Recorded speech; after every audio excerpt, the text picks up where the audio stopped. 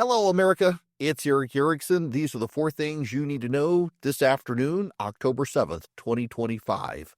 First up, the president is now threatening to withhold back pay of furloughed federal workers. The Office of Management and Budget has changed guidance on how furloughed workers are paid, claiming that workers who are on the job will get paid, but workers who have chosen not to show up for work will not get paid. Now, there is a federal law passed in the 2019 shutdown that guarantees federal workers their pay.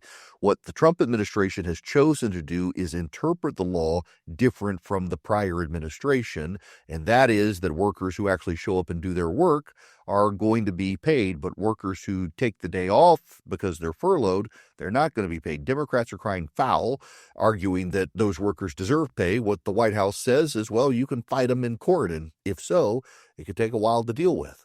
In fact, federal workers this coming Friday will get paid, and workers as of today are stopping showing up for work. FAA workers in Burbank, California, for example, did not show up for work today, rendering delays for passengers and pilots and planes coming in and out of the LA area because they weren't on the job. The argument from some of the workers was, as of today, they're not getting paid when the paychecks are produced on Friday. Next week, the military, they should get paid, and they're not going to get paid either.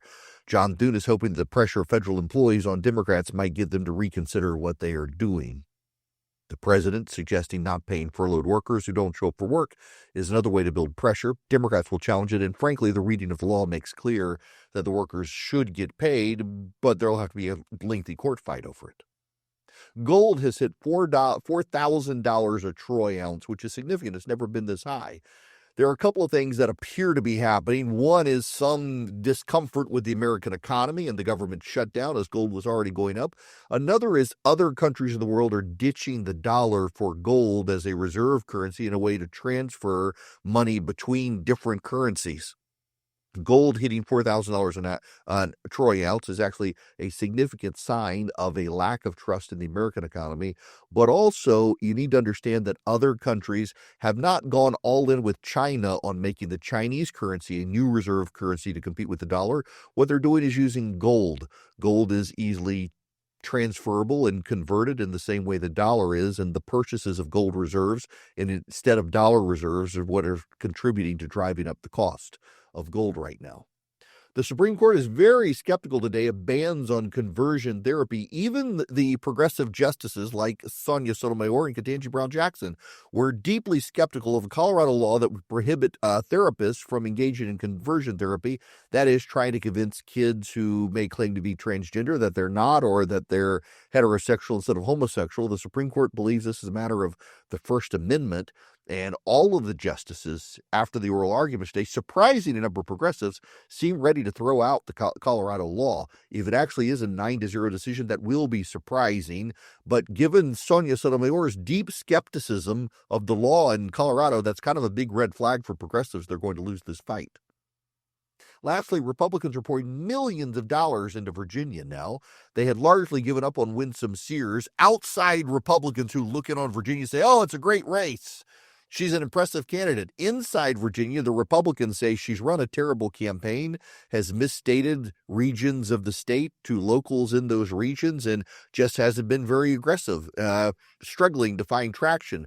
In the last several weeks, Abigail Spanberger's made missteps on the transgender issue, and now the Jay Jones situation has cropped up.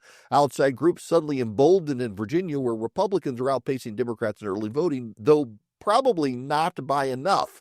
Virginia has not split their ticket since 2005. Typically, all statewide offices now go one way or the other. In this particular case, though, Republicans are kind of emboldened by Jason Mayeri's campaign against Jay Jones. Jay Jones himself dragging down the Democrats. Internal polling showing Republicans are suddenly even more mobilized than they were, and Democrats not so enthusiastic anymore. Typically, Virginia goes the opposite direction of the White House. Democrats have been expecting a very good year.